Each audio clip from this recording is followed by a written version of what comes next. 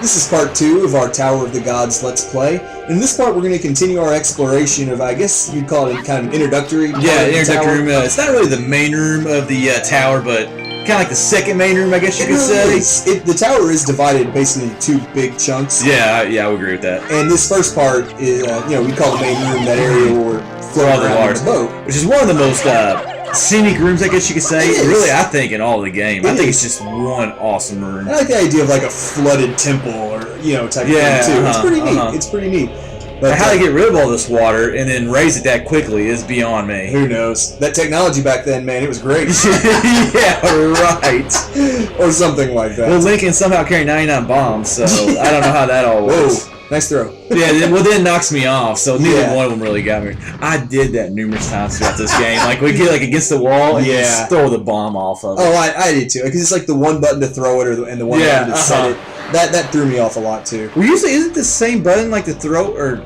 Yeah. It depends if you're running or not. In this game, it was actually 2 different buttons. Correct. Like one placed it, and then one threw it. Whereas in other games, it's if you're running, it throws it. Exactly. You think like Skyward Sword, it was all about the position of the Wiimote.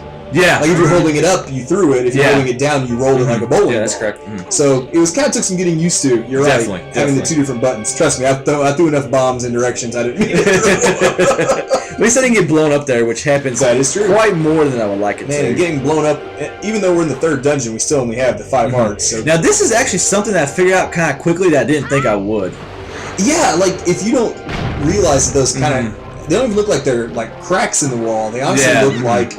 Well, I figured that out. I honestly didn't think the bomb would reach that far. That's what I was thinking. I was like, there's no way it's going to blow it up from that far away. But it did. And I think what kind of gave it away for me that like you need to blow those up was if you look at the mini-map, kind of, it shows rooms, little side rooms. I was like, oh, these little patterns must be something you can blow up. Which otherwise, if you're not really thinking, kind of just look like part of the dungeon. Yeah. Or the decor.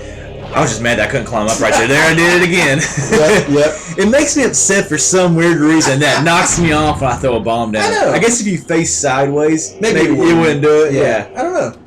But hey, I was figuring out the puzzles. I really don't care what happens after that. Yeah, you blew a hole in the wall. You're happy. What makes me mad is that you go through that much effort to blow up that hole, and I think there's like a joy pin in here. There's almost nothing, which actually does become more important later on in the game. That is true. But still. That is true. You get something at least for 20 of them. I'm not sure. Yeah, Are there later rewards for more than 20? I don't think so. So, yeah, they are important to kind of collect them when you... But there's a lot throughout like the game, though, too. There are. Whatever. And there's some enemies that if you use your, not hook shot, but grappling hook on them, it will pull a joy pendant off of them. I didn't know. Which is a neat trick. I think it's the... just like the regular generic enemies out in the ocean. You need a magic meter upgrade to do that, right? Because I didn't get the magic meter upgrade, so that's probably what allowed you to have that power. So I just never knew anything about it. We'll go with that. But it's a pretty neat trick. I remember using I think I did it totally on accident. Used the grappling hook trying to kill somebody for some reason, and I stole a joy pendant out of it, and I was like, "That's really neat." I used the grappling hook for numerous enemies and numerous puzzles, and it figured out hardly any of them, if any, at all.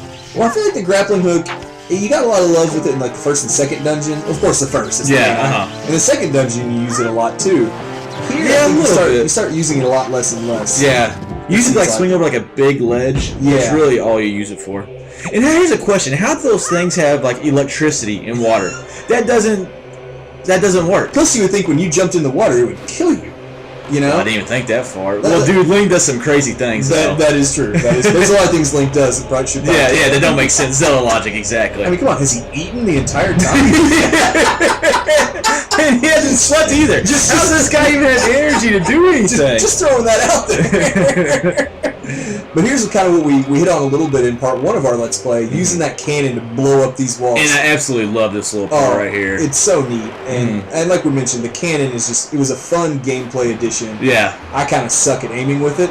It's tough. It is tough. Well, plus, I'm not going to lie, I'm playing the standard definition GameCube version. It does not have the crosshairs for pointing the... Oh, it doesn't? You have to literally use the joystick to aim it, and you don't even get crosshairs. What I didn't like was it was hard to tell depth. Like you couldn't really see, it would kind of show it, but you really just didn't know how far it was going. I agree, but yeah, at least you had crosshairs. Yeah. And one thing I do like about the HD version is like, well, obviously it looks better. visually better, obviously, but like the water, I think just looks. For some reason, the water it's something simple, but I think it just looks awesome in HD for some reason. It's very good water effects, especially considering the art style. I mean, it's just it looks like you're in the This art style was great for HD. It really was, and I thought it would be the opposite. I really didn't think, because of the art style, I didn't think the conversion to HD would be that impressive. Because it already looks pretty good, the self-shading, But I tell you, man, this looks a lot better than the GameCube version. Yeah, I haven't seen the GameCube version yet. I'll have to do that, but yeah. He got you that. Those things don't make any sense. None of this stuff should be happening right now. At least he only got you once, so it's not too bad. Well, let's hold on now. We don't know about that. There's still 3 more, and we're not out of this room yet. I think I do get hit again. Just don't let him corner you. Oh, I'm in a perfect spot for them, not to corner me. Yeah. Hey, why don't you get in a spot where there's 2 walls right beside you there, Hick? That's the way to go. The boomerang is a lifesaver there, because as you saw, it takes their electricity away. Thank goodness. Well, if you're going to use it, though, get farther than a foot from them if you're going to use an object like that. And get all 3 of them in one throw. Lock on all 3 of them. I didn't even think about that, dude. I didn't even think about it till now as you said it. Well, you can't do it when you're on top of them. Hey, I'll play my way, you play your way. They've cornered me on more than one occasion as well, and they are annoying. It's Triforce of Courage for a reason. I like to be up close and personal with these enemies. You had to show that courage, of course. Exactly. I did like what we mentioned again in part 1, how you had to get these pillars or statues and get them to kind of like their home base. Well, you're line pillars, you're carrying pillars. What are you doing? I got pillars on the mind in this dungeon. Look at these nice columns you got here. Sorry, but it's just neat. I'm a big fan. And I kind of like when you put it in there, how like the light kind of. Yeah. I don't know what it was exactly doing right there, but. Well, obviously it stopped the fountain of water, but I don't know, that's kind of cool too. It's just neat, it's a Temple of Gods, or a Tower of Gods. You get a nice column of light, you aren't kidding. Temple of the Gods might have been better than Tower of the Gods, actually. True, because I feel like we don't climb that high. No, we don't. Well, we don't have any say in it, though, either, so. Yeah, that is. We're not the ones who invented the game. Well, it's like you go up, like, one room later on in the tower, and then, like, you go outside, and then all of a sudden you're, like, 300 feet above the water. And you're like, how did this happen? Yeah, so who knows?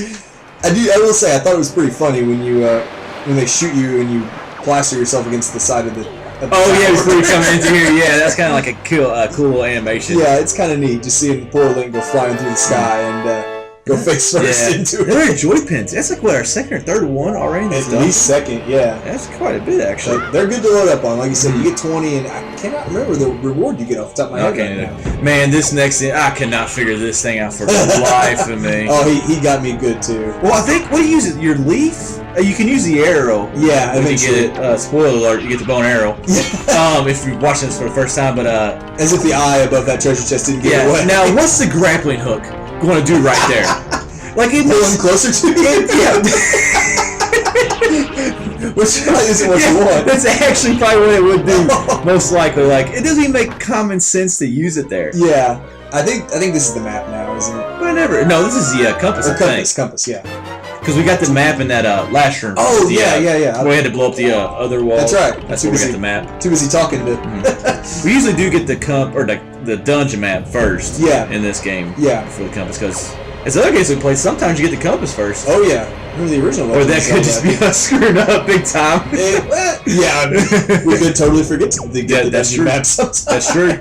We've made that mistake before. Now here's a question. Oh, I went back in there because of that eye. I knew there was another door. Oh yeah. And it had the map, so it was showing the treasure chest. Of course. At that time. Smart enemy. He ran from your bomb there. Clever. Well, obviously he's smart because I can't defeat him. You're there. So I think it's the third item you've tried to use against him. Hey. Just testing all my items. Yep. Trust me, there's a moment later on, or a little later in the dungeon, I totally forget about the leaf and using it to fly. I forgot about the leaf at the Forbidden Woods. Yeah, it's like out of sight, out of mind. Oh, I know what you're talking about. We had to get on top of those boxes. Yeah, I just... Yeah, there's about 3 hours of this temple cut out for that one. Oh, yeah, mine went through was terrible, and I just kept getting so annoyed at the sound those lasers made. We'll get to that later, because this wraps up part 2.